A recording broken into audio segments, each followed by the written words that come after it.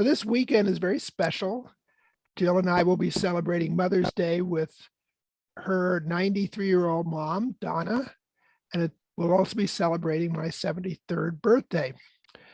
My dear sweet mother-in-law has Alzheimer's and is bedridden and unable to speak coherently. She doesn't know my name or her own, but she lights up and laughs when I come to her bedside and tell her how beautiful she is and how much I love her. I thank God that she's been in my life for the last 11 years. When I first met Jill's mom and sister 10 years ago on Mother's Day, I boldly shared with them Julia Ward Howe's Mother's Day Proclamation, a radically pacifist call to action published in 1870. Howe, a well-known abolitionist, called on mothers around the world to form an international gathering to end war. This may seem an odd thing for me to share the first time I met my mother-in-law, but Jill and I had met 3 weeks earlier at the Palm Sunday Peace Parade, and I wanted my future family to know that I am a Quaker pacifist. Fortunately, my mother and sister-in-law appreciate my peace-loving Quaker ways, and I love them both dearly for that and much, much more. As I turn 73 on May 9th, I'm grateful that God has led me to work for peace and to advocate for affordable housing. This challenging but beautiful work and my marriage to Jill keeps me feeling young, except when my back is acting up. I'm also grateful for my own mother for having a soft spot for those in need, and I want to send a shout out to mothers everywhere. There's no calling more crucial, more worth honoring than being a mother. Sad to say, far too many mothers are at risk of becoming homeless. According to the New Republic, March 16, 2021, 10 million Americans are currently at risk of eviction. More often than not, they are mothers. Having children is the single greatest predictor of whether someone will face eviction. Let me read that again. Having children is the single greatest predictor of whether someone will face eviction. It can be difficult to make rent and support a family, especially for women of color, who on average are paid less than white women, and single mothers living on one paycheck. Landlords eager for an excuse to rid themselves of tenants whose children might cause noise complaints or property damage, or for whom lead hazards have to be abated or child services called, are often all too happy to begin eviction proceedings. And by the way, the most common time for eviction proceedings is around just after Christmas, because many mothers have to choose between buying gifts or paying rent. And some mothers have a soft spot for their kids and buy the gifts and end up on the street. People of faith often help mothers and families in crisis by providing needed services like food or clothing or a motel voucher. But some congregations are getting to the root of the problem and housing low-income families. For example, the Methodist Church has used some of its land in Orange County to build Wesley Village, 2 3-story residential apartment buildings that provide affordable housing for working families and seniors, and a large community center for Head Start learning with a health clinic, library, and multi-purpose rooms accessible to community service members. This is amazing work that the Methodist Church is doing. Jill and I both know from personal experience how affordable housing can help single moms raise their kids so they will thrive. When Jill coordinated the STARS tutoring program at Lake Avenue Church 20 years ago, she saw that many of her students were having trouble in school because their families worked multiple jobs to pay the rent and lived in overcrowded apartments. When Jill helped move some of them into affordable housing complex called Agape Court here in Pasadena, the families paid only 1/3 of their income on rent and didn't have to work quite so hard and had more time for their children. And their children had a room to study in and thrived and went on to college. Right now, we're witnessing bloody conflicts in the Ukraine and Yemen that are driving families out of their homes and traumatizing and even killing mothers and children. This is the kind of madness that ICUJP was founded to end. So I'd like to conclude with Julia Ward Howe's Mother's Day proclamation. Arise then, women of this day. Arise, all women who have hearts, whether our baptism be of water or of tears. Say firmly, we will not have great questions decided by irrelevant agencies. Our husbands will not come to us reeking with carnage for caresses and applause. Our sons shall not be taken from us to unlearn all that we've been able to teach them of charity, mercy, and patience. We, the women of one country, will be too tender of those of another country to allow our sons to be trained to injure theirs. From the bosom of the devastated earth, a voice goes up with our own. It says, disarm, disarm. The sword of murder is not the balance of justice. Blood does not wipe out dishonor, nor violence indicate possession. As men have often forsaken the plow and the anvil at the summons of war, let women now leave all that may be left of home for a great and earnest day of council. Let them meet first as women to bewail and commemorate the dead. Let them solemnly take counsel with each other as to the means whereby this great human family can live in peace, each bearing his own time the great sacred impress, not of Caesar, but of God. In the name of womanhood and humanity, I earnestly ask that a General Congress of Women without limit of nationality be appointed and held at some place deemed most convenient, and at the earliest period consistent with its objects, to promote the alliance of the different nationalities, the amicable settlement of international questions, and the great and general interests of peace.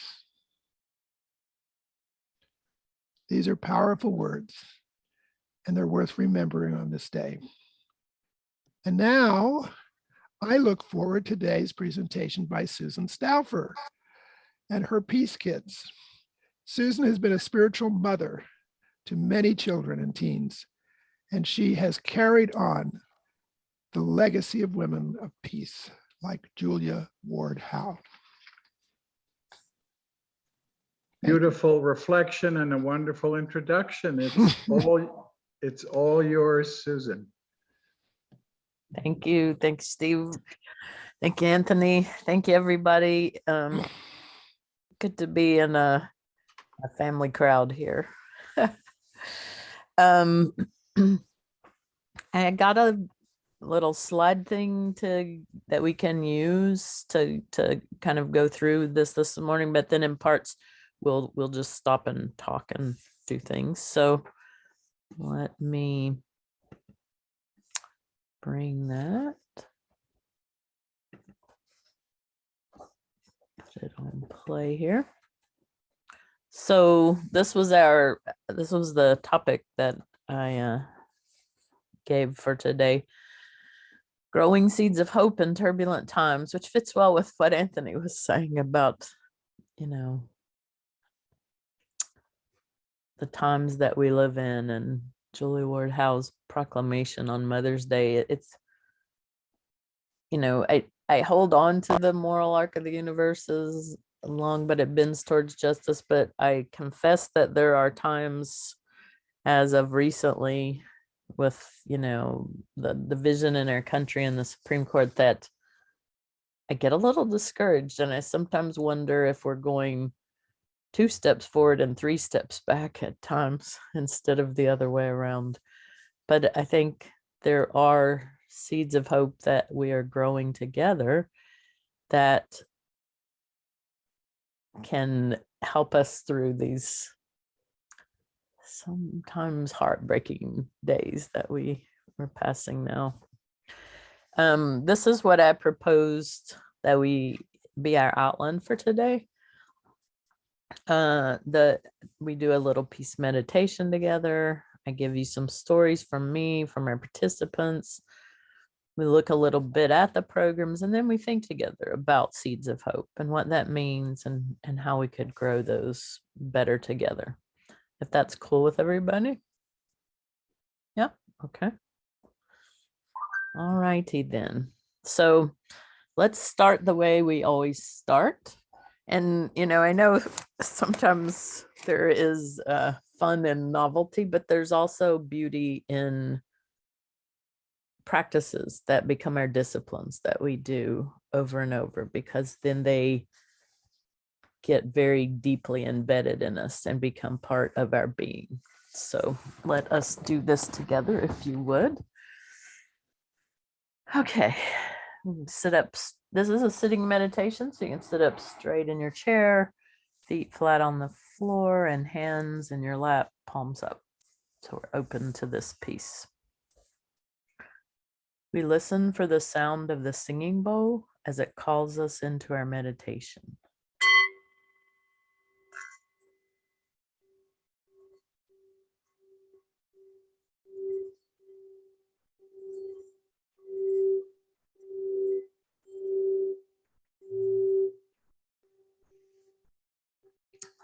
And we begin with 4 deep breaths in through our nose and out through our mouth. 1, in through our nose and out through our mouth.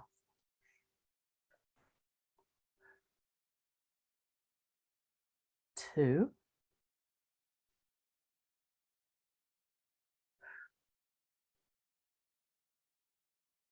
3,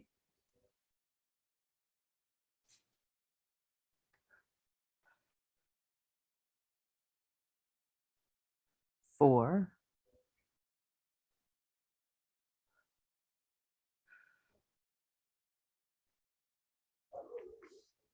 And as we continue, we breathe peace deeply inside of us, into our hearts, into our minds, into our bodies, into our whole souls.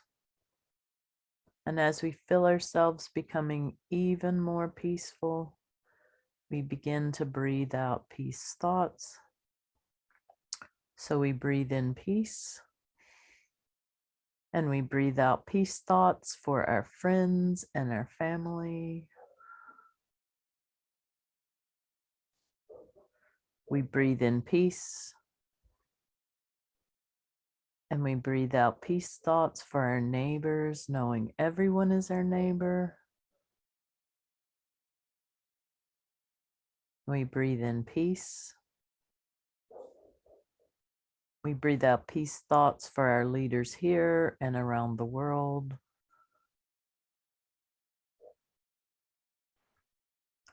We breathe in peace. We breathe out peace thoughts for all the places of war and violence and people who don't feel peaceful today. We breathe in peace. We breathe out peace thoughts for our planet and all the life that it contains. And as we end, we always end by saying together, may peace prevail on earth. So I'll ask you if you'll say that with me. May peace prevail on earth. On earth. Thank May you. peace prevail on earth. Peace prevail on earth. That's called the, I think it's called the International Prayer of Peace, which is a peace meditation that is said round the world at noon in whatever time zone people are in, so that it circles the globe every day at noon in each time zone. I love that. Peace prevail, may peace prevail on earth. Okay, thank you for that. Hope it was helpful to you. It's always helpful to me. I always feel, even when I think I'm not tense, I feel this settling into peace as we go. That's just a copy of the meditation. Anyone ever wants it? And this is for your Throwback Thursday, though it's Friday. So I'm in that picture somewhere. You may look at it. You may try to figure out which one is me, and I will tell you my thoughts about this. So I believe that this was my fourth grade class picture in elementary school. And the thing about it is, you look at that picture and you see a bunch of kids, but just by looking at these kids, can you tell who's going to be what when they grow up? What kids are going to, you know, become leaders or work in healthcare, or, you know, political leaders, or work in healthcare, or even which kids maybe won't even make it. We can't, right? Like, we're looking at a bunch of kids, and it's hard to tell things by looking at this picture.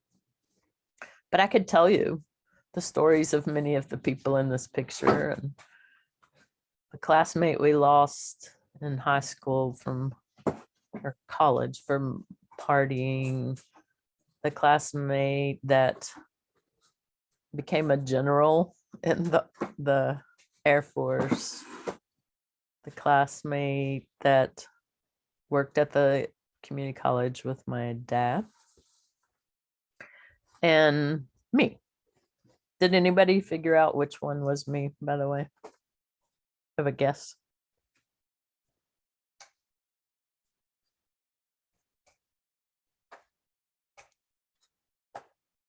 Any guesses? I looked over here, but it was in two.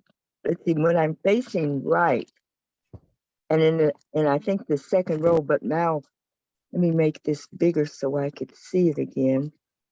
Yeah, I'm It's on fine. the. A little hard. It's the second row, and the second person. And the first one I saw was she had a white collar on with a blue dress. And then I looked at the one next to her, and I thought that was you. You're right. Very good, Ruby. It is the second from the right, if you're looking at the screen, in the second row from the bottom. That's me in the striped shirt. Yeah. So Yeah. Oh, really? Oh, wow. the thing you can't tell from looking at me, though, right, also is this was my fourth grade picture. You can't tell that in the sixth grade, I would go on and have cancer that would require a huge surgery and a body cast and, you know, alter the course of my life. You can't tell that by looking at the picture. And you can't tell that I would go on and come out here to school and end up working for the Peace Center and directing it. You can't tell that. So that's only to say, we don't know. We don't know what people will become, could become.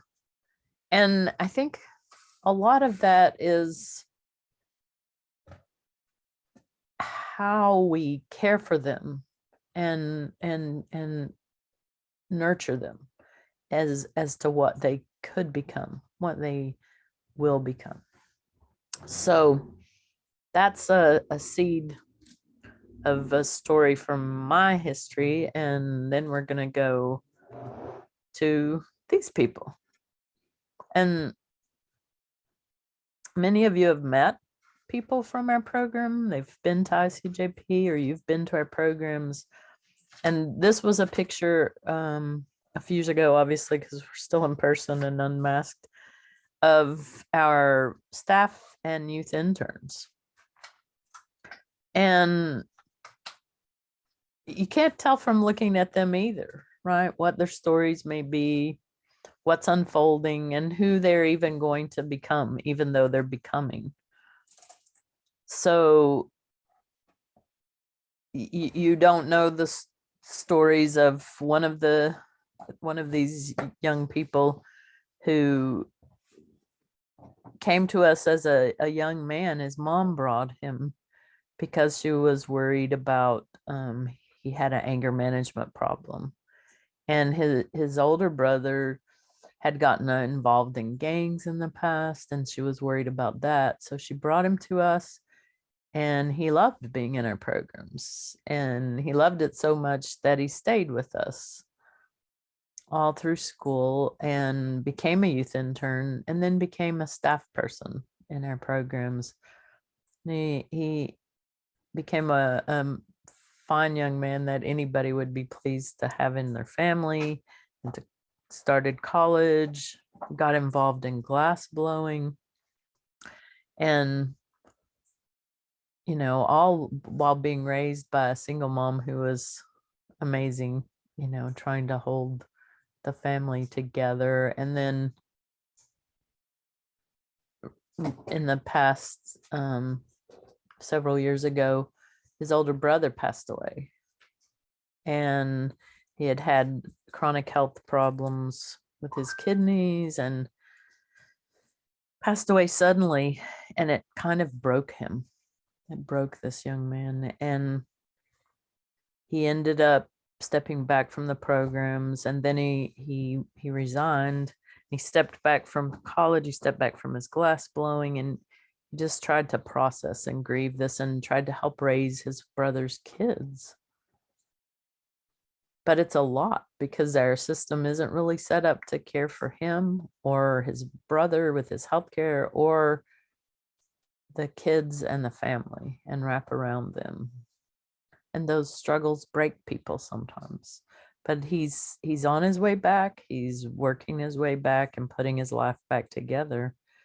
But it just, to me, what it says is, we walk with these families, we walk with these kids, year after year. But even it's like having your own kids. Even when you think, okay, now they've made it, now they've launched, it's still a hard world out there sometimes. And so walking together as a community has to be a lifelong commitment. We walk with each other, because there's things that continue to challenge us. And especially if you're in a community that bears a lot of the brunt of this, the frontline worker communities, the communities with all sorts of challenges and access to healthcare and education and family services, all of those things. And there are others in there. There are young people who found themselves, who came out to their community. There are young people who are still, finding themselves. When we started this work, it was me, and we would hire a few USC students every year. But these young people all grew up from the programs, and they run the programs now. The young people occupy every position except mine, which I hope to give them that one day before too much longer, before I'm too old. And that's the work that we're about, is being community together, across people's lifetimes. And we now have kids from the program whose kids go to the program. So it's an amazing hard work. I wanted to have you see these three young people sent us. Hi everyone, my name is Elizabeth, and my name is Brittany Avalar, and I'm a former Peace Camp. Sent us their reflections. The two young women grew up in the programs and went all the way to staff, and so they aren't staff currently, so they sent us their reflection. And the young man in the middle is one of our current youth interns, and he sent us his peace talk. So let's see if I can get back to the first one, who is Elizabeth. Let me start her again here. Hi everyone, my name is Elizabeth, and I'm from Los Angeles, California. I have been asked to speak about my experience at Peace Camp and how much it has positively impacted my life. I started my first class as a teen back in 2012 to 2013. I stayed for 1 year, and in the summer of 2018, I decided to come back as a volunteer to help assist the kids. And in the following year, I had the absolute privilege to co-teach the youth group. Now, let me tell you a little bit about myself. As a child, I was a shy, introverted girl who struggled to make friends, along with anything else that required my efforts or contributions to the community. After a couple of years later, my sister enrolled me to Peace Camp to keep myself active, engaged, and honestly, to come out of my comfort zone.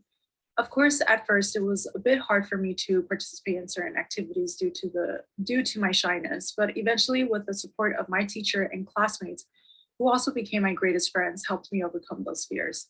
At the end of the program, I felt accepted and accomplished for doing things I never thought of. For my personal gains, I learned to cope with mild stress that presented my way as a teen, and I learned to be compassionate with others. I learned the value of showing kindness and generosity as well, and as I began working with the kids at the program, my love for life and purpose grew even more over time, reminding me the core values of what Peace Camp continues to teach. Fast forward today, I like to take the time to appreciate Susie and Peace Camp for helping me become the person I am today. As a young adult, I've come across countless stressful situations that took a mental and emotional toll on me. Without the tools and methods I learned from the program, I don't think I would have been able to handle any situation better. With that being said, I hope you all have a wonderful experience at Peace Camp. And once again, I would like to thank Susie and the rest of the members of the wonderful program. Thank you and have a blissful Sunday. Hi. Okay. That was Elizabeth. Let's see if I can get Jose. Hello, my here. name is Jose and I work for SOLA. I'm going to give my peace talk. On February 20th, I had to do 18 miles. But one of the goals I wanted to accomplish during my 18 miles is to beat my 9-mile time.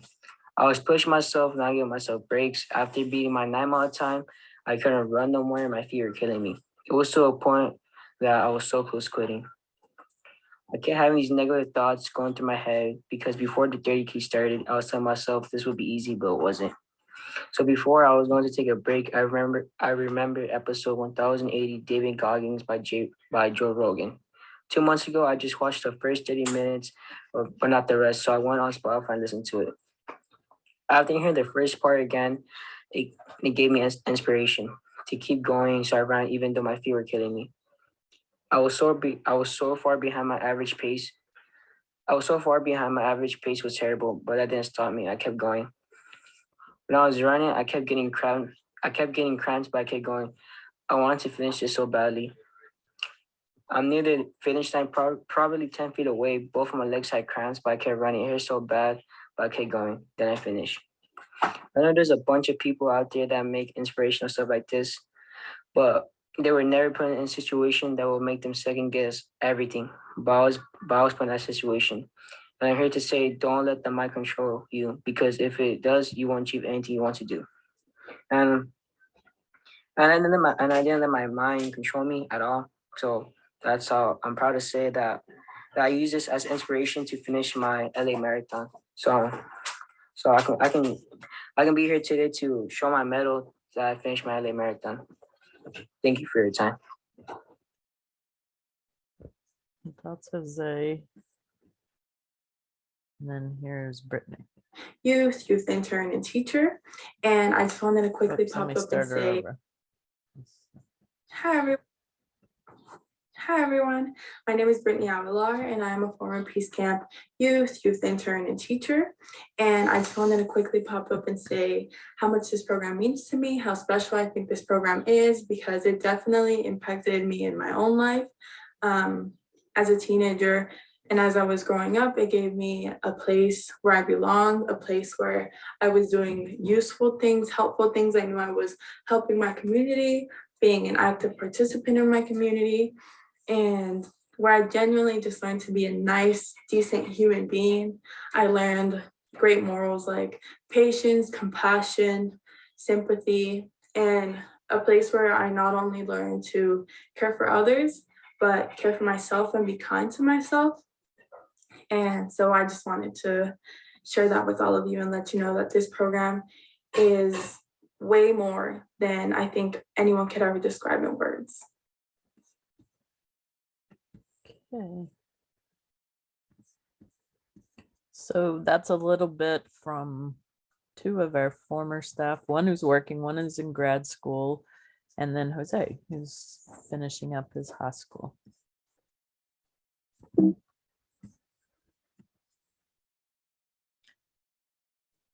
And just to let you know, we've talked a little bit at times that, what a roller coaster we've been on for the past few years and how different everything has been each year. But, our commitment is to each other, to this work, to this community of peacemakers together. So we figure it out every year. That's what we know about ourselves. So this was 2019 when we had jumped over to St. Mark's for the first time and held Peace Camp there because we didn't have a place to hold it that year, but they took us in, and it was a great summer, and we were looking forward to, many great things ahead. And we were doing these peace projects that year, just getting ready to complete one. This was the team that was working on it, and it was coming to fruition in March of 2020. It started 2019 when COVID hit, and then everything changed. And so 2020 Peace Camp looked like this. It was like us, a bunch of Zoom bubbles. And there were a lot of doubts about, is it possible to have a Peace Camp online? What would that look like? And would the kids get any joy out of it? But you can see they did. And I think it surprised everyone, how meaningful and engaging it could be. We went through Peace Camp 2020. And then in 2020, we continued the peace projects online. And this, you can see, was around the election time, and they were voting in our own internal election and making their little peace buttons of saying I voted. I could get the sticker at the voting machine.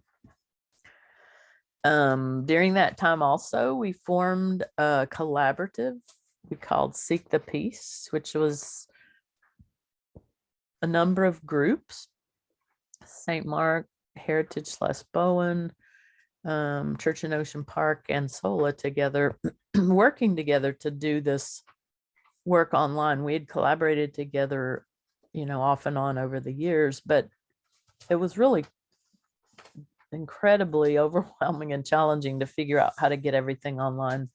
So we started sharing resources together, and we formed this collaborative, and we called ourselves Seek the Peace. It was all groups that were doing peace and justice programming with kids and families.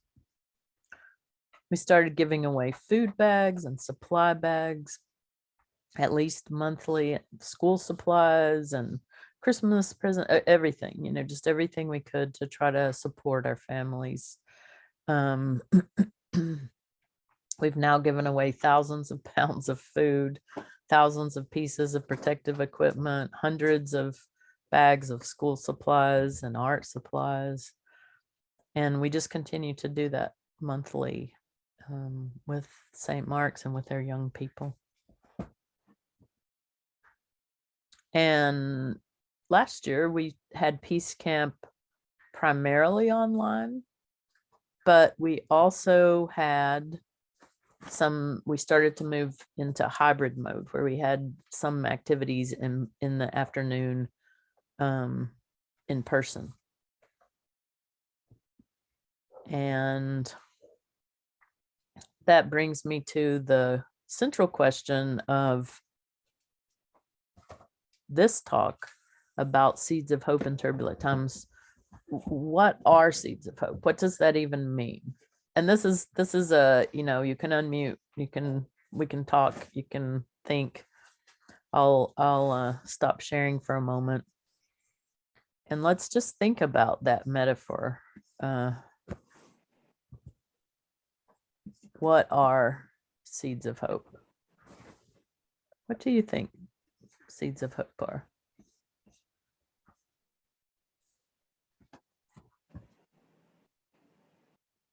Well, children learning about being peacemakers is certainly a seed of hope.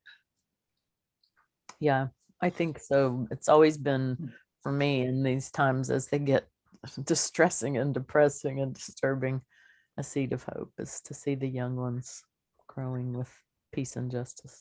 What else? Can I, Yes, of course. though you had a program on this with ICJUP, a man who was raising food down somewhere in the city. And I was quite intrigued by that because now I know that if we eat organic food, it's much, much, much more healthy for us than having eaten as I ate. I'm fanatic about food now, and it's because I didn't eat right earlier in my life, and now I see the value of avoiding toxins because the toxins accumulate in your body and you can't get rid of them. And I would be glad to share any of that information to you. I'll put my email in the chat because I'm old and badly damaged, but I know what's possible now, and starting young is important. Yeah, for sure. And it's interesting because as we talk about the metaphor of seeds of hope and organics, if you buy food now, chances are it has been genetically altered, just regular in some way, that if you take the seeds out of that and try to grow more food, they have altered it so that it won't reproduce. It's part of the seed company, business model. Like we make the seeds that won't reproduce them, so you have coming back. Yes, and they're dangerous. And they're dangerous. But that's my story.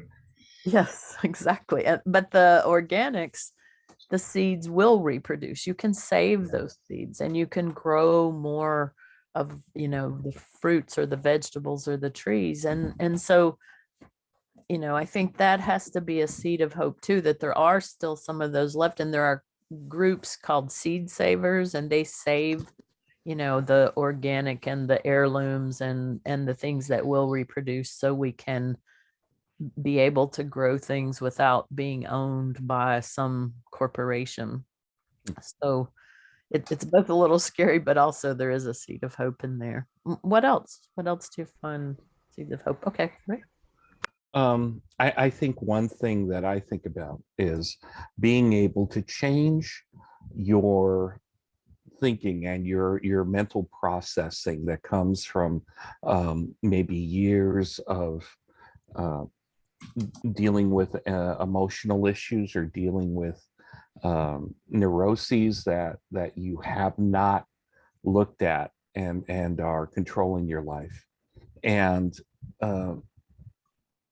coming up with different ways to respond to issues in your own life. Mm-hmm. And that tends to resonate when you're able to do that, and when you're able to deal with things that might come up in your life in a more constructive way. Mm-hmm. So we can nurture seeds of hope inside of us as we make changes over time. I agree. And I love, I grew up kind of with a perfectionistic streak in my family. And so I had internalized a lot of that. And so I felt like, like once you mess up, then forget it, that's it. But now it's more like the 12-step program model. You just start again, whatever point you are, and you just start right then, and it's a new start and a fresh start, and you just keep on going. So I love that. Yes. Anybody else? I think you had your hand up, Anthony. Yeah, I'd like to take this more literally. One seed of hope is planting trees. I remember Bertrand Russell told a funny story when he was really young. He went to hear a preacher who scared the hell out of him, preaching about the end of the world and all of that. And as a young boy, he was terrified and hopeless. And then he saw the preacher planting a tree, a fruit tree, and he said, well, I guess the end is not coming quite so soon. And I'm reminded that in our backyard, we have some trees that Jill's father planted back in the 90s, just before he passed. And one of them was an avocado tree, and it's now about 30 feet tall. It's beautiful. It produces hundreds of avocados every year for us. And he planted citrus trees and on and on. So although he has passed away, he had hope when he planted those trees. And, you know, when we harvest those citrus and avocados that he planted, we think of him. Mhm. And, you know, planting trees is a spiritual practice.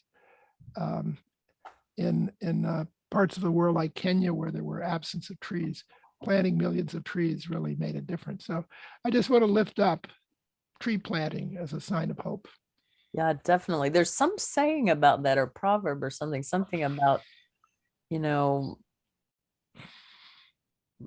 hope or belief is like planting trees whose fruit you will never eat. Right. Yes.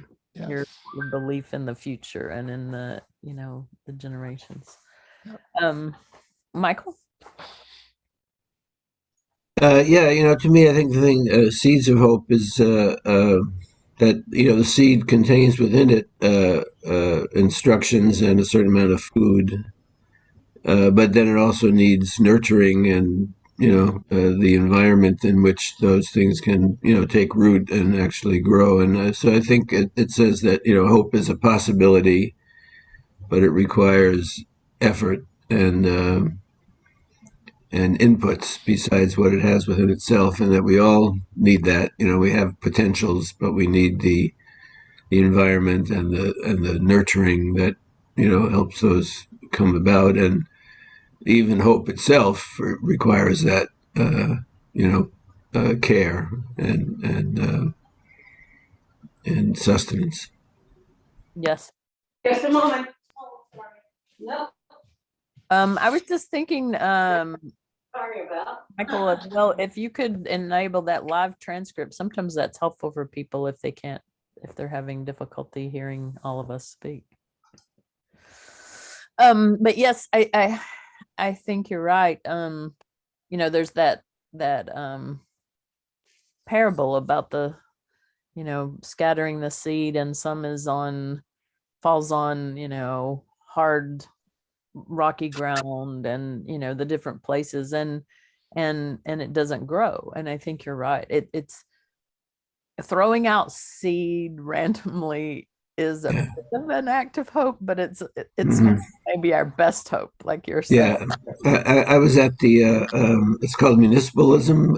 They had an event, Municipalism Moment, the other day at the Robinson Space. It's, I think, where the Black Workers Congress is. I'm not sure, but a woman, I was passing out, as I do, turning the tide of some other papers, and a woman said to me, "Oh, I read that when I was 15, and now I'm 43." And I get that a lot from people who, you know, because I've been doing that newspaper for many, many years. And that sense, it is kind of casting seeds out, and you never know sort of where it will actually. I said, well, you know, I'm 75, so. But yeah, I think that a lot of the work we do is just, you know, you never know where it will take root, and you know, the changes it might, you know, help generate. Right.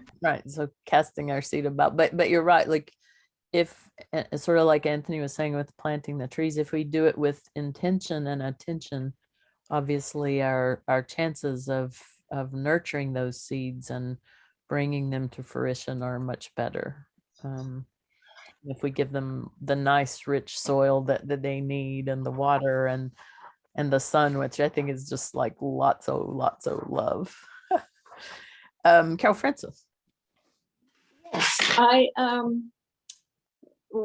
got the seed of hope several years ago when, after some not too great election returns, when it was said that Bernie Sanders got the youth vote.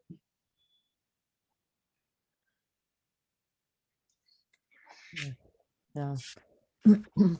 Yeah, I think I look to the young people and the numbers that they say that they will be coming in online and into the system, and the demographics of that as a seed of hope and diversity and what may hopefully be ahead.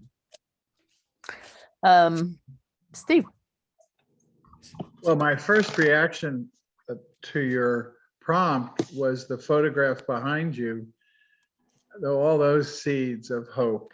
This was alluded to, those young people who gave their introductory remarks. Those are our seeds of hope. Then someone said something else that resonated with me about you never know where your work and who it's impacting, and that's a form of hope. I think ICUJP is built on that notion. We cast these seeds of hope, of justice, of peace. We have no idea who it's reaching, what the impact is. It's based, hope is a tremendous leap of faith, or maybe we'd say leap of inner faith in this group. And if I could just share a personal story, you guys know I do a lot of writing and book reviews, and recently in the New York Times, a young junior in Burbank High School got an op-ed published in the New York Times. Wow. And he was explaining why he's against book banning, but that people need to think about when books are appropriate for different age groups. And I found this young man's email through the Burbank Student Council that he's on, and we started communicating, and I complimented him on his ideas, how articulate he was, that he got an op-ed published in the New York Times, which gathered letters to the editor the next day that applauded him. And in his first email, he says, Mr. Rohde, your book review in January in the Los Angeles Review of Books, it was your book review that got me thinking about these issues. And I was so touched. And it was a nice example that you cast these seeds out there and you have no idea who hears your words, who hears the words of ICUJP. And in this very personal example, this young man had read something I wrote. So it's just a quick example of the good works we do. You cannot expect immediate gratification. You cannot expect immediate confirmation or validation. You do it because it's right. You do it because you're trying to spread peace and justice. And you, Susan, have been doing that every single day as long as we've known you. Thank you. And I have to say, Steve, the recent discussions about the Supreme Court, I have been somewhat kept from despair based on that reader's theater you did about the Supreme Court and how the court can evolve and the justices can evolve, because otherwise I think I might lose my mind. So, so thank you for that little seed of hope. That isn't a seed of hope. That's a seed of misery. No, the seed of hope of change, of evolution that happened in the past and can happen again. So, okay, and Ruby. You know, you are, I tell you, a seed of hope. when I listened to those children, well, they're adults, young adults, Sunday or last week. And for all of the children that are bringing their children in to this energy, it's a seed of hope. And I thought about what Anthony thought when he spoke about his mother-in-law. And I thought about my mother-in-law and how she had supported me. And she's 103 now. And, these children too, that are listening to all these things are going on. Now they're making their choices and changes from these seeds of hope. There are hope. And the foods and, everything everybody's expressed. I tell you, this is a powerful work, a powerful ministry. And I think everyone here at ICUJP and those coming in, that we're all seeds of hope from our past to where we are now, and how we can support the children and how you're supporting the children for their new interests and their capability, no matter what is going on in their lives, that they see that they are a seed of hope. Well, thank you, Ruby. And I have to say, you are an inspiration. You still get out and about. You came to our event, you show up wherever there's a opportunity or a need, and you have a ministry of sowing hope. I think, you're always encouraging people. And I think that's a really positive thing. So thank you for that. I Park and Rec and Park, Catholic school, being a single mother, and and the youth camps that I was involved in, like with Girl Scouts and with the summer camps in Colorado. And I just want to tell you, you're not an old woman. The one that was saying that she was old. Oh no. Oh no, there are things that you can participate in, and for what you were talking about, the foods and stuff, for Susan. So, we're all seeds of hope right where we are. It's true. That is true. And you don't know how things will come to fruition. We really don't. And I'm going to share screen again here. Let's see. And I love this picture that that I put on here, because here, this was from Peace Camp one summer. Here we are with a little part of an egg carton, planting seeds in this little thing with a little dirt and a little water and a little hope. It's not it doesn't require a lot of stuff, and it doesn't require a lot of money to plant seeds of hope. And the thing about it is, as we've been talking about, when we plant seeds of hope, we don't know how they're going to grow necessarily, or what they even may become. Sometimes we get surprised. And I think that's kind of the thing about it. It's an investment, as Anthony was talking about, in our future. And I think that's so important. When I started doing this work, I think I've mentioned this before, I wasn't particularly super young. I was in my 30s, but I think I was so young in my mind, in my experience somehow. And so when I became the Peace Center director, after being a student intern, became the Peace Center director in 2005. And in 2005, as we got started, we did our first Peace Camp 2006. And, we kept going. And I know that I thought we would just have groups of kids come through Peace Camp, group by group by group, until we got this peace out all over the place, and everybody, knew how to be more peaceful.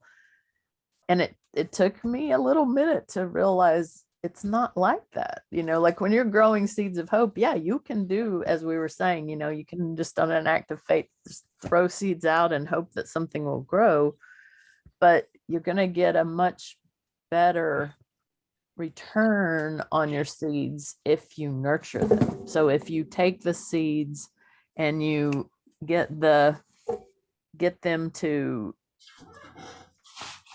grow and water them and care for them and do those things. And so we realized we needed to retain kids year after year and continue to support them and walk with them and with their families and help them grow. And I think that's when you really see things come to fruition across a lifetime, as opposed to, a one-time, like we threw some seeds out and maybe some will grow and maybe they will, but that's a different kind of thing than nurturing those seeds. And then as we were talking about the things that seeds need to grow, I think it's also become so clear to me how important that safe space to grow is. Yeah, there's always the tree grows in Brooklyn, up in the cracks of the sidewalk, but most seeds aren't going to make it like that. They need a nice safe space to grow. They need to be treasured. They need to be nurtured. They need to be loved. They need to be talked to. They need to be supported. They need all of those things, and and guidance as they grow. They need bigger pots. They need more responsibility. They need directing and rotating in the sun and all of that. And I think those are important lessons as we try to grow these young people and these seeds of hope together. And this work, if you want to see more of it, if you want to support our work, anything like that, can go to our website, solacommunitypeacecenter.org. That's just that simple.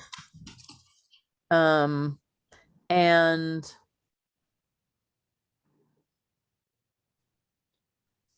I have dreams and visions and hopes of young people carrying this work into the future, and it would probably look nothing like the work we're doing now exactly, but it'll be their work, and they'll reinvent and redirect and continue hopefully this work, if we can figure out how to keep it going into the future and keep it sustainable for them.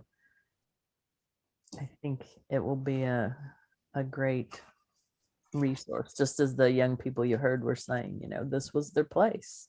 This was the place where they grew. And I have to tell you, it's not always a straightforward path. Almost everyone that we've had come through our programs at some point had some kind of struggle. And sometimes there have been, like even our staff who have been like, I don't know. I think this kid is a little too much, or that person's not a great intern.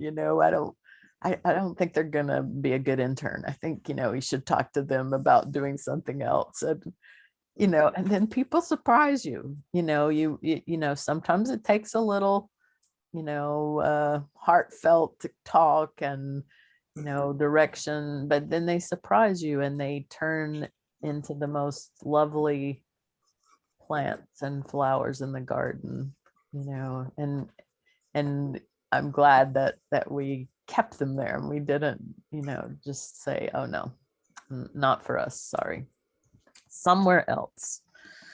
And then I wanted to thank all of you for all of your work with us over the years.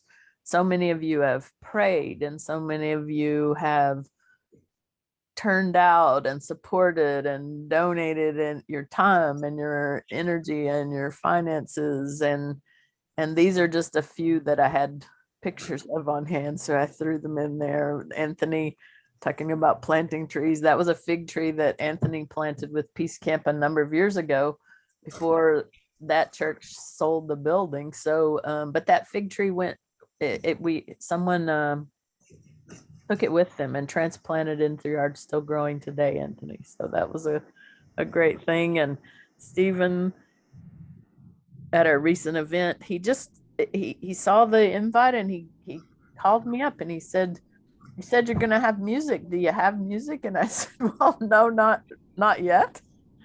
And he said, "Would you like some music?" And I said, "Yes, indeed, we actually would."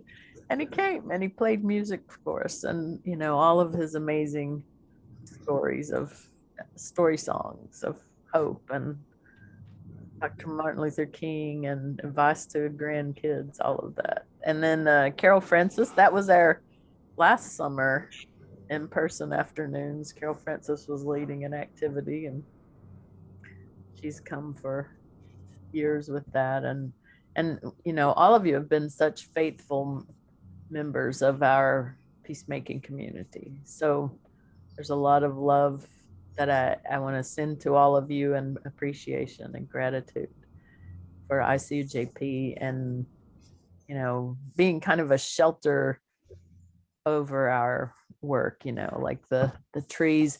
Did you know, this is an interesting thing that they say that I'm gonna stop sharing again, that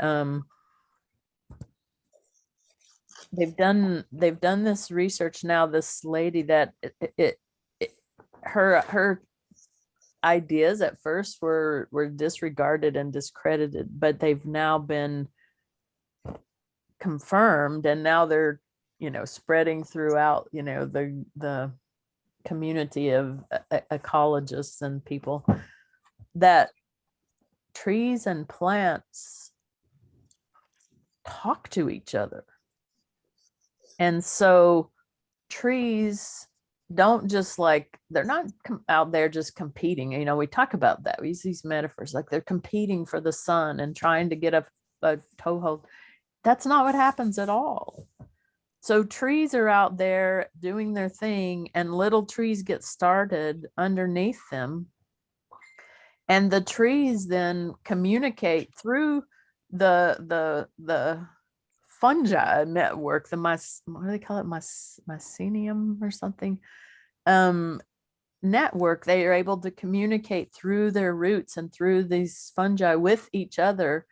And they see, where there's need for the little growing trees to have, more sun or more shade or more water or more nutrients. Like they will share their sustenance that will, in some ways deprive them, but to raise up the little ones. These are amazing things that trees and plants are doing, so how can we do any less? And I think of ICJP sometimes like that, like, yeah, the growing seeds, but also providing that canopy, that shelters the young ones as they're coming up, because the sun will scorch them and bake them, that shelters programs like ours as we've had, rough patches, and sends nutrients out, our way and to others as they're trying to grow. And I think that's just such a beautiful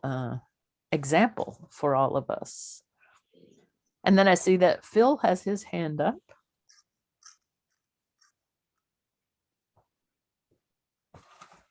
Thank you, Susan. I am so amazed at what you are doing and the fruits and seeds you are sowing. I think it's phenomenal. But it reminded me this morning that it's much like raising children.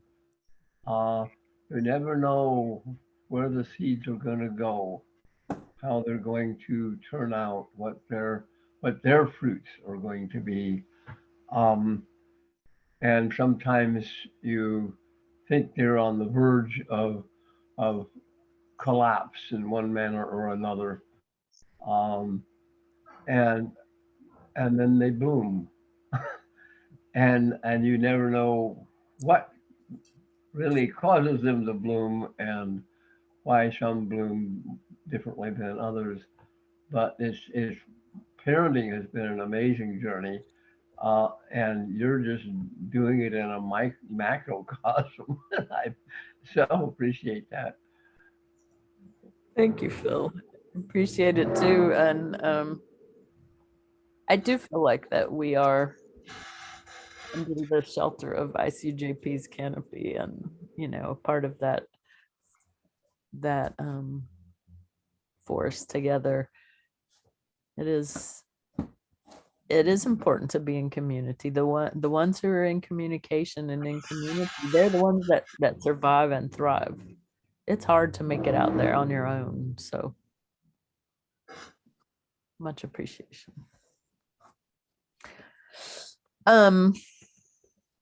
Let's see here.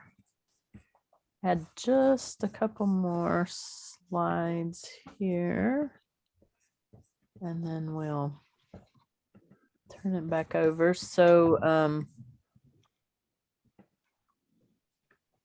okay.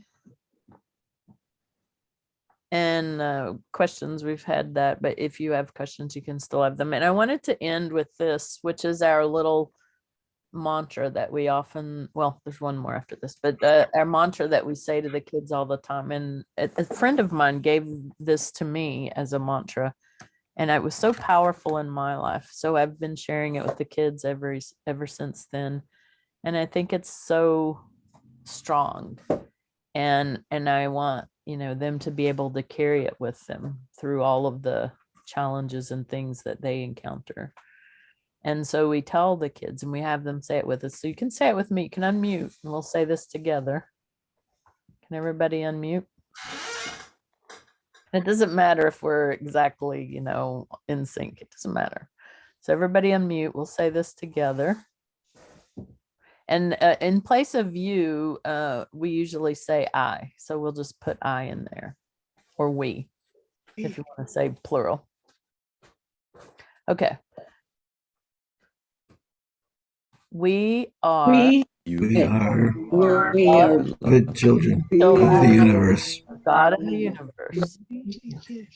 We are uniquely gifted. We are uniquely gifted. And nothing anyone, including we ourselves, can ever say or do will ever take away from that. And I love that. And I want the kids to have that kernel of truth within them that will grow and give them strength. And then we always end with our peace closing song. And I know some of you know it, but we can do this together, and you can mute or unmute, that doesn't matter, but you can do the motions, and the motions, speak as well, whether we want to sing or not. So the words of it are on the screen. Peace before us, peace behind us, peace under our feet, peace within us, peace over us, let all around us be peace. I think this is called the Peace Prayer Song or something. And I think it derived from kind of a Native American chant, and it had the other verses, but we just kept this one.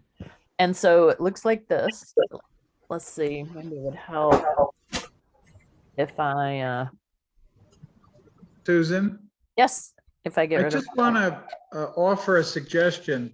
Okay. We've still got at least about 25 minutes. Are you able to stay with us? Yes. Yeah. Could you hold that closing piece for our closing? Because that so far looks like a perfect closing. And what I wanted to do was even widen the conversation right now with your engagement.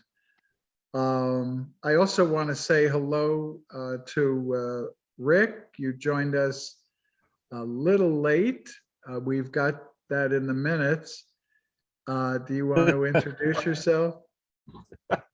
Am I going to get written up? I'm sorry.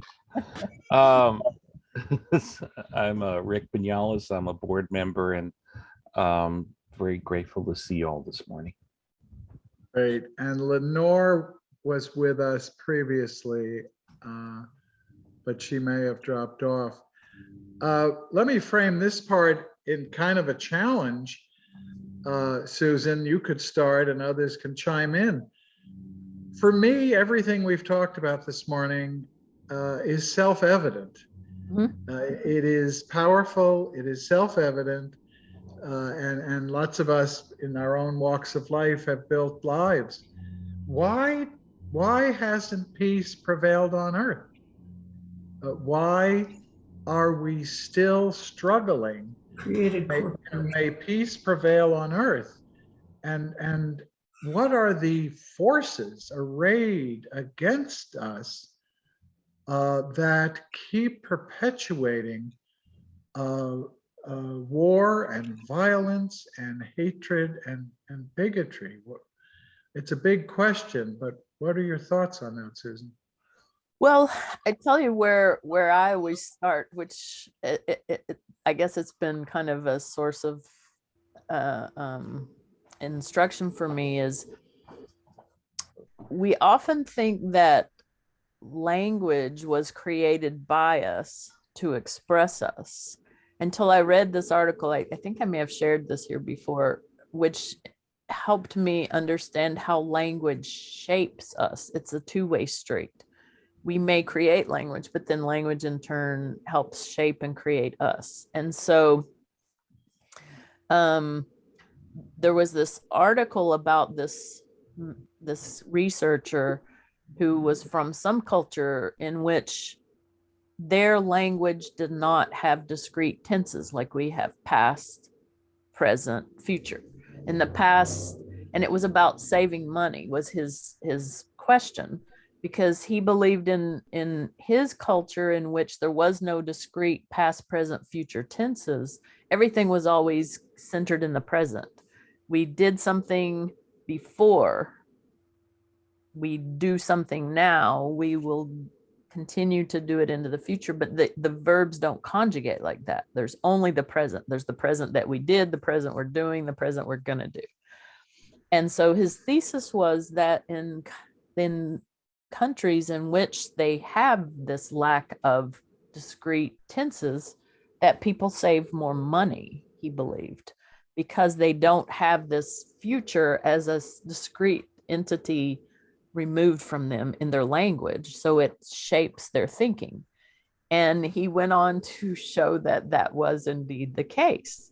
And it kind of shook up my world, because I never before thought that language shapes us. We shape language. That was my thought. We're the creators. We create language, but that language then comes back to shape us was a new thought for me. So from that, I have gone on to think and to share with people, in our English language, the word we have for peace is a very pale, shallow, little, weak word, I think. We have peace. And peace, as I understand it, derives from pax, from the Roman, and the pax Romana, which was an imposed peace, which was a lack of conflict, really. You know, we will by force stop conflict, therefore we'll have peace, which is a very, very different proposition than something like in our biblical roots in the Judeo-Christian traditions of shalom. You know, this abundance, this wholeness, goodness, wellness, beneficence, you know, well-being, community, all of these good words that are contained in this concept. We don't have a word like that. And the best we end up with is sometimes we end up with this hyphenated peace with justice. Okay, but even that does not encompass all those things that are embedded in that shalom concept.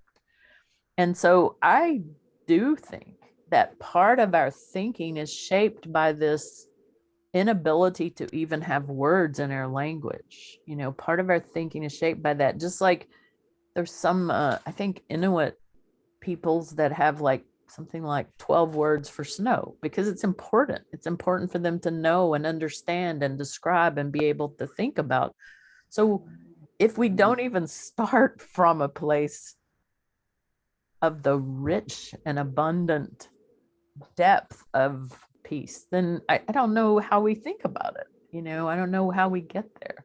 So that is at least part of my thinking. And I think Rick has his.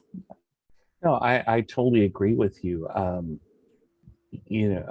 think most people know that Noam Chomsky is trained as a linguist, and one of the concepts he talks about is, and I think it was actually something he talked about with Marshall McLuhan, is the concept of language being able to express through the medium that you're working with itself, right?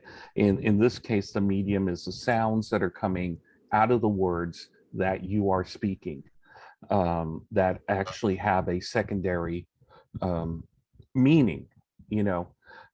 Peace is a soft syllable word.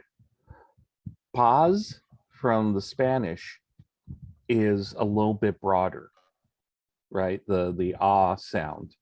War is a very forceful word.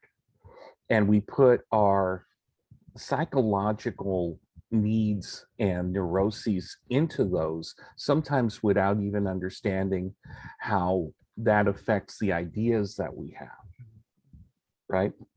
So, yeah, I mean, you're absolutely right about how language is extremely important. And, that's why I find books by like George Lakoff, how do you think of an elephant? I think I can't remember the exact name, but being able to frame a idea to get the most impact to and directly state what you're trying to convey in the shortest amount of effective words to somebody is extremely important. And I think some of us in the progressive and liberal and peace-loving communities don't understand that. I think the converse, they really do understand that. That's why, things are redefined so that they fit a narrative very well that you're going to communicate on a bumper sticker. Our soundbite culture. Yes. Yeah, that's it's very interesting about even the sounds of the words. Very interesting. Michael. Yeah. Michael, I think you went on mute. Unmute, still muted. I wanted to follow up on what you said, and also the original question. I think that shalom, salam in Arabic, shalom in Hebrew, has to do with completeness and wholeness, and it's used in many other ways besides peace. And of course, it's a greeting. So, assalamu alaikum, shalom aleichem, peace be unto you, and the response. And so it's about interactiveness and engagement with people. And I've been, for various reasons, I've been saying to a lot of people recently, refuah shlema, which means, full and speedy recovery and healing, because so many people seem to be needing that these days, in my life at least. And I think that that sense that peace is relational, I think, is really, really important, and that peace is something about wholeness, and that the wholeness embraces the other as well as ourselves. I think, in response to Steve's question, I think that the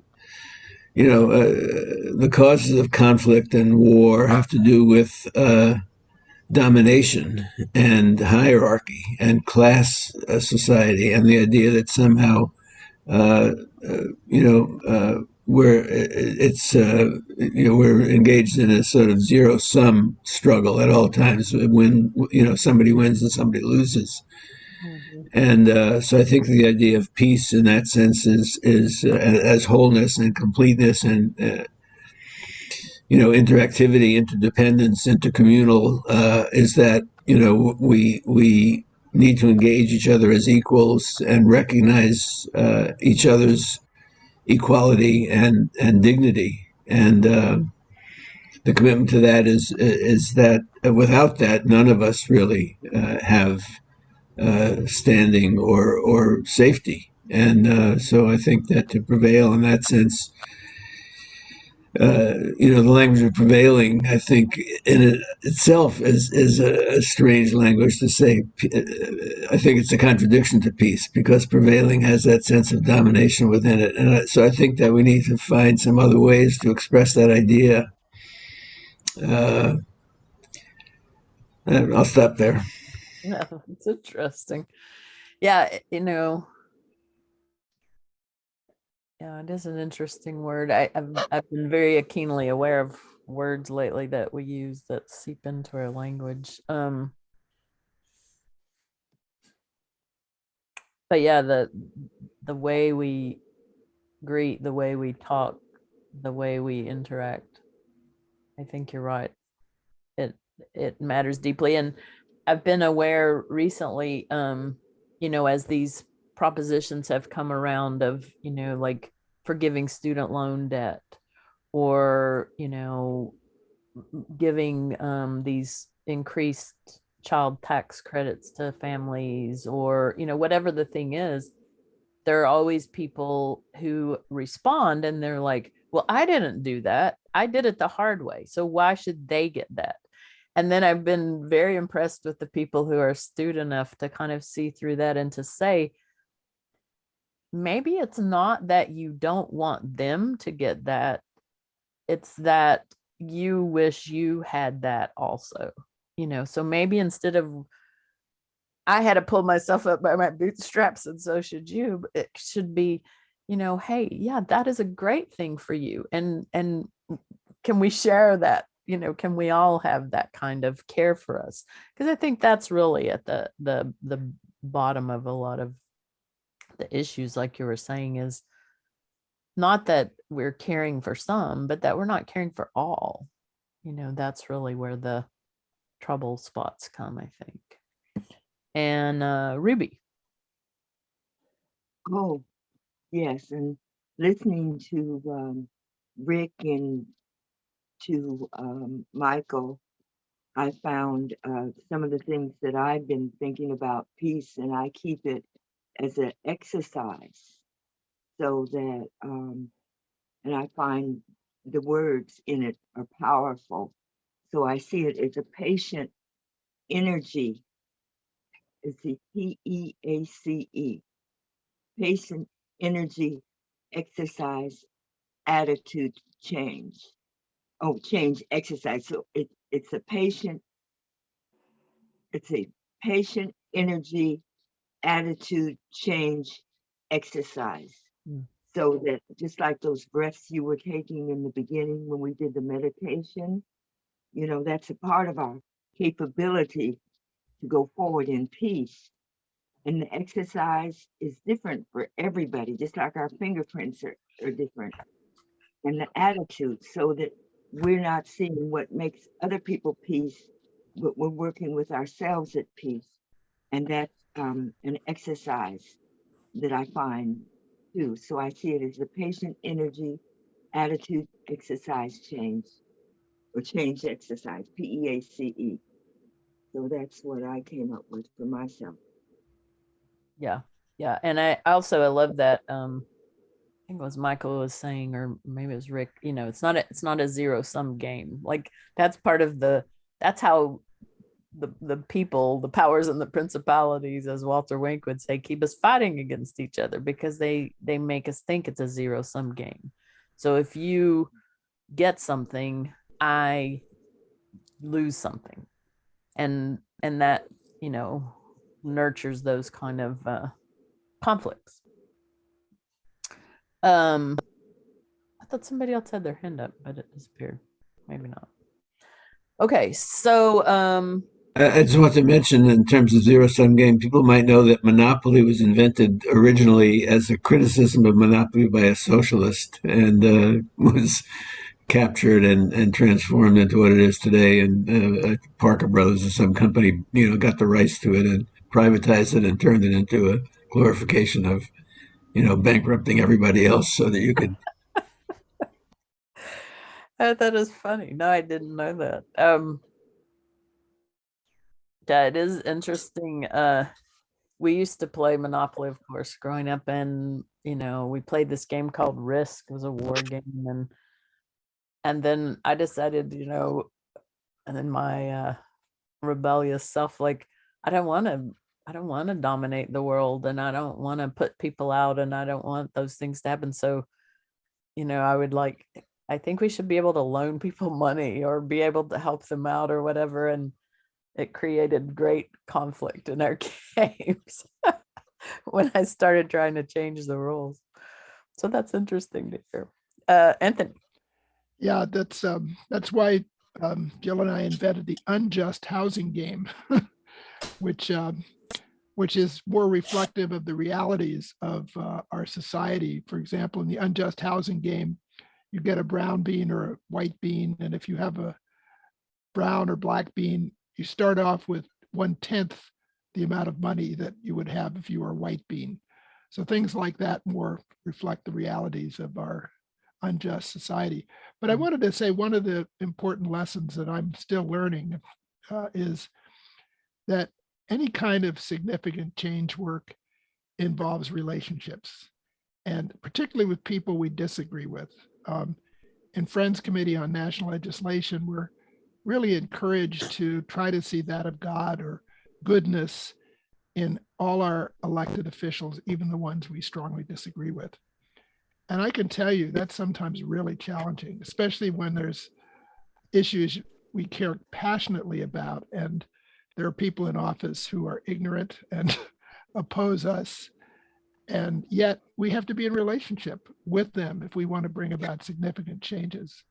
So I keep reminding myself of that, and I'm grateful that I have a community in my Quaker community, and here I think too, where we really do try to do what Susan said, see the goodness in everybody and try to appeal to that goodness to bring about the kind of change we want to see in the world.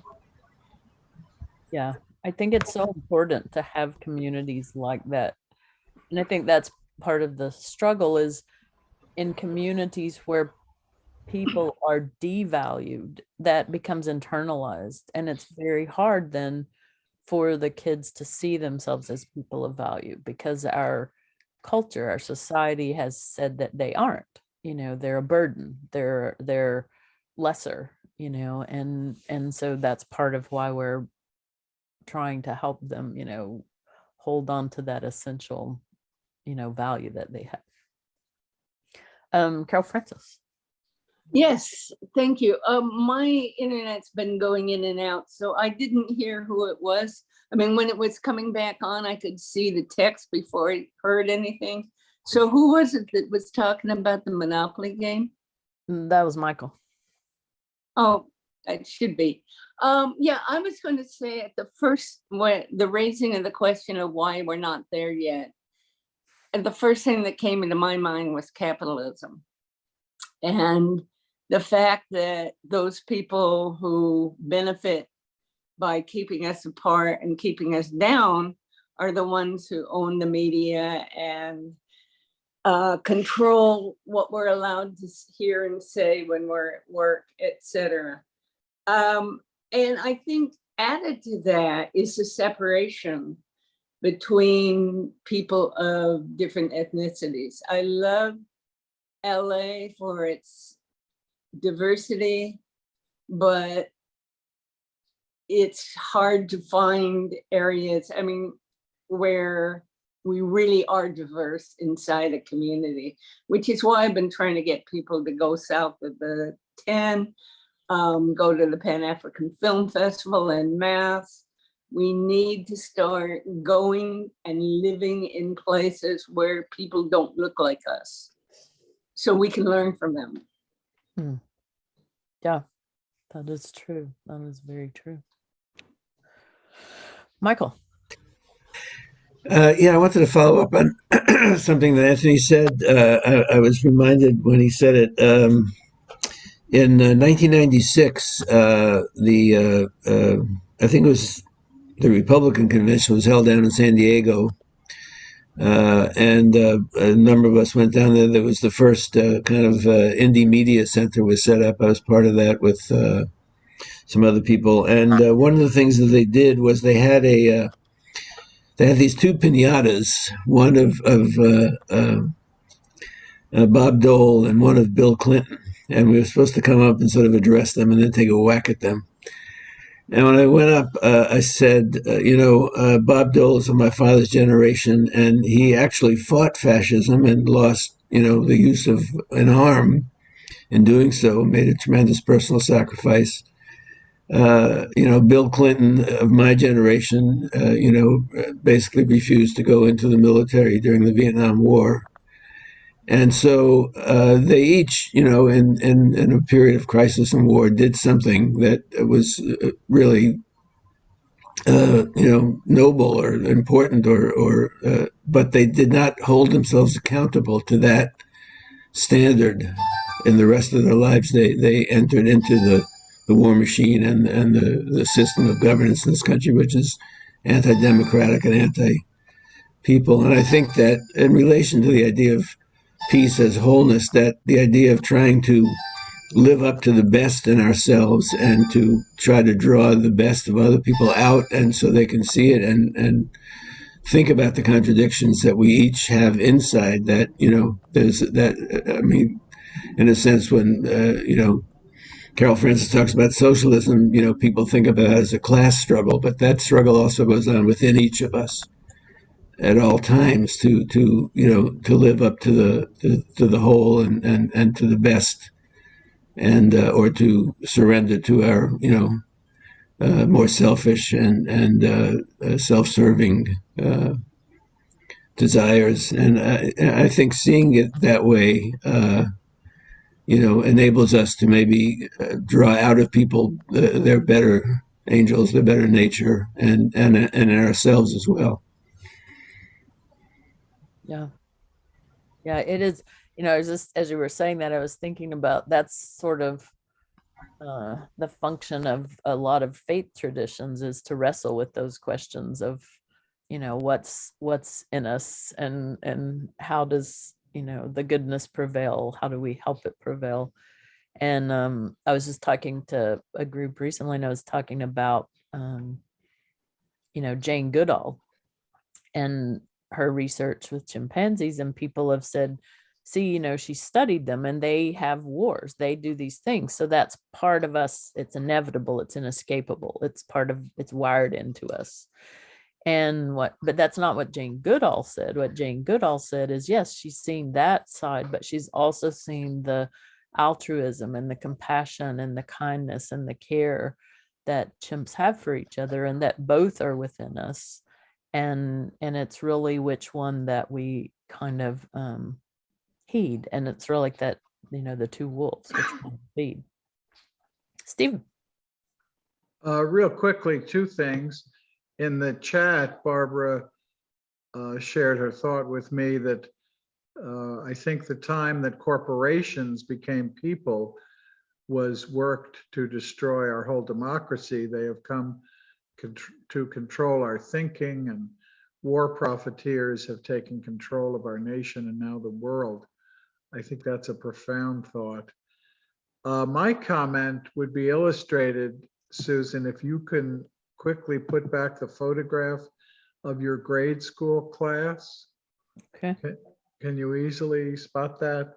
Yeah. Because it's a comment on a visual aspect. So I think seeing it again would be helpful.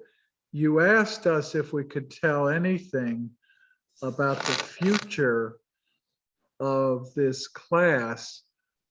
And on the top row, on my screen, all the way over to the right,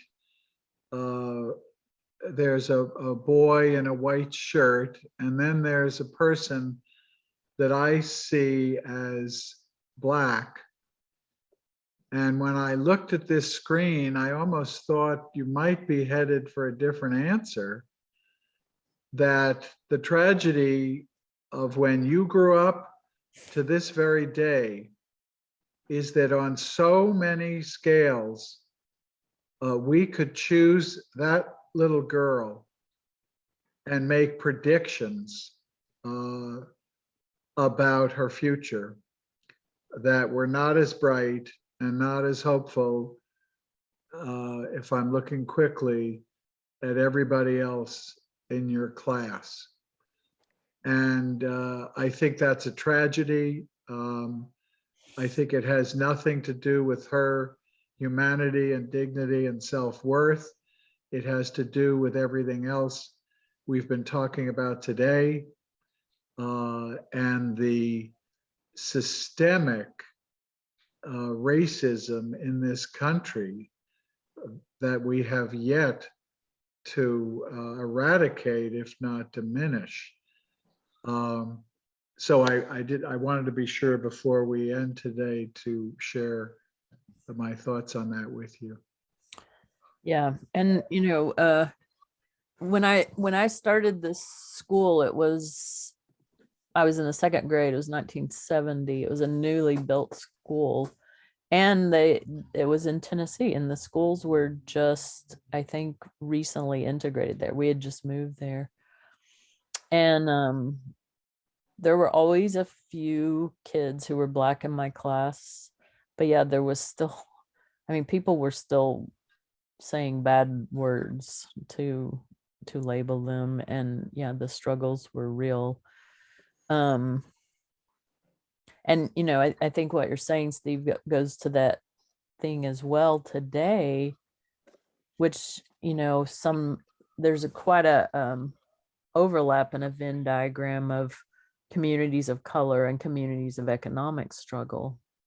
Very related, and because of those factors, we have that thing where there's actually you can do a Google search on it. I don't have it up right now, but there's a site where you can put in your zip code, and they can tell you the average longevity in your zip code, which brought about that awful realization of how much it matters where we live, our zip code, so that when they first started doing this and they could see that zip codes that were right next to each other, depending on which zip code you were in, there could be as much as a 30-year difference in lifespan from one zip code to another.